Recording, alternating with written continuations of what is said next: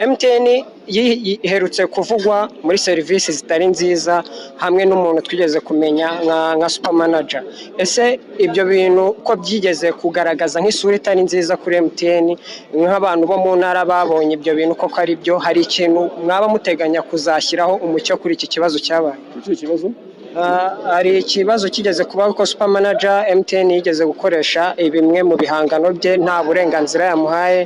Even hari n'abavuga yuko serivisi zimwe za MTN zitajya zigenda neza mu kubura amafaranga yabo cyangwa na network zabo.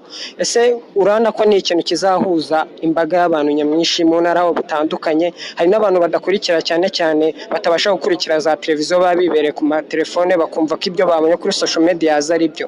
Hari ikintu we nkawe uri gukorana na MTN wifuza ko byibura MTN izakora kuri iki kibazo cyagiye kigaragara kuri serivisi za MTN? Ku bahanzi bamwe bitabira irino serukiramuco hari igihe bivugwa cyane ko haba harimo amakata menshi yakoreshejwe mu gutoranya abahanzi, ugasanga hari umuhanzi ugarutsemo rimwe kabiri gatatu, ugasanga harimo abatari kugaragaramo. Ese wenda ubishyizeho umucyo ni iki kintu kigenderaho kugira umuhanzi abe yakwisanga muri iri rushanwa cyangwa muri iri serukiramuco bwa kabiri? Wenda n'ikindi bijyanire rimwe, ni gute umenya audition yabaye ukamubona ko yabaye success? Iyo ahantu runaka yabereye ukavuga ati iyo yabaye success iriya failinze, ni gute ibyo bintu bihuza? Ni gute mwebwe nka EAP mu bicuzinga? Kubijyanye na ukeneye kumenya amakuru y'ibyamamare, ama interviews aryoshye cyane, urakora subscribe kuri True Star TV show kugira ngo ubashe kuryoherwa n'ubuzima. Stop play, we outside. Ni ikiganiro kibanda ku myidagaduro muri rusange. Nifuza kukubaza, ubushize mwigeze gukora ikintu kijyanye n'umuganda ku bantu bitabiriye Iwacu na Muzika. Ese uno mwaka kirateganyijwe cyangwa ntabwo kiteganyijwe? buri wa gatanu nabo dufite ibikorwa rusange tuzagenda dukora mu turere, nabyo tuzagenda tubibabwira. Biba bitandukanye, hari siporo rusange, hari umuganda, bitewe n'amatariki byagiye bihurirana. Ibyo nabyo tuzagenda tubireba.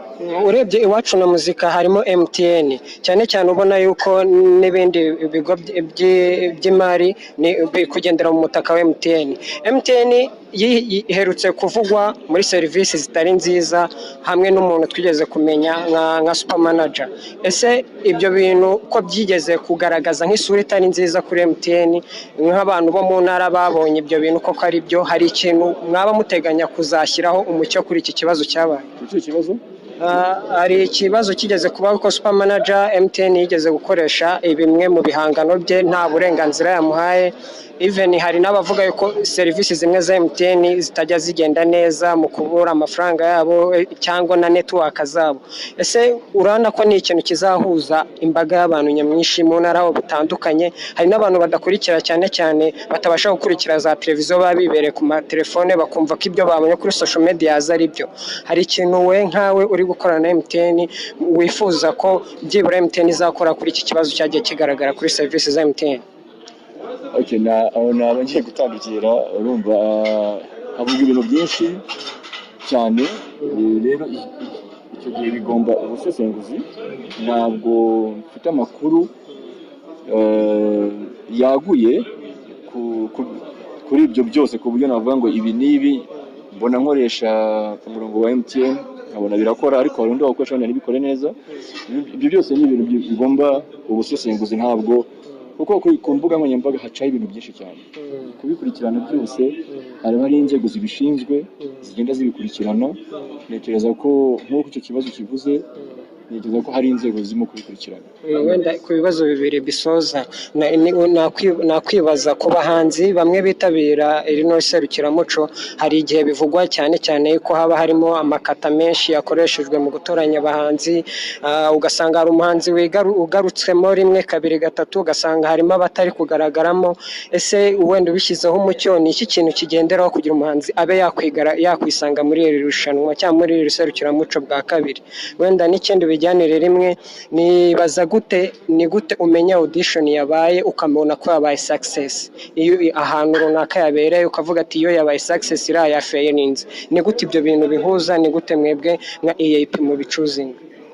Kubijyanye n'ukuntu abahanzi bajyamo, nabivuze na kare, dufite abahanzi benshi ntabwo tureba n'ibikorwa bagiye bakora umuziki bagiye bakora muri uwo mwaka imiziki bafite uko kandi kubera ko tuba dufite umwanya mutoya ntabwo twabasha gushyiramo abahanzi bose kuba wagarukamo ugarurwamo n'ibikorwa wakoze muri uwo mwaka umuziki ufite uko wagiye ukora nabyo turabireba hanyuma bikaza noneho kuba twifuza kuba twashyiramo benshi ariko tukagira igihe gitoya igitaramo kibera ibyo ngibyo naho ku bijyanye na auditions z'abantu baza muri igitaramo gutyo tureba aho twakoreye nawe urabibona imbaga iba yaje mu gitaramo urabibona kugeza ubu nta gitaramo turagira ngo tubone dufite cyaferinze kugeza amagingo aya ariko n'imijyi ntabwo ingana hari umujyi ufite abaturage benshi hari umujyi ufite abaturage bakeya n'ibitaramo birutana n'ubunini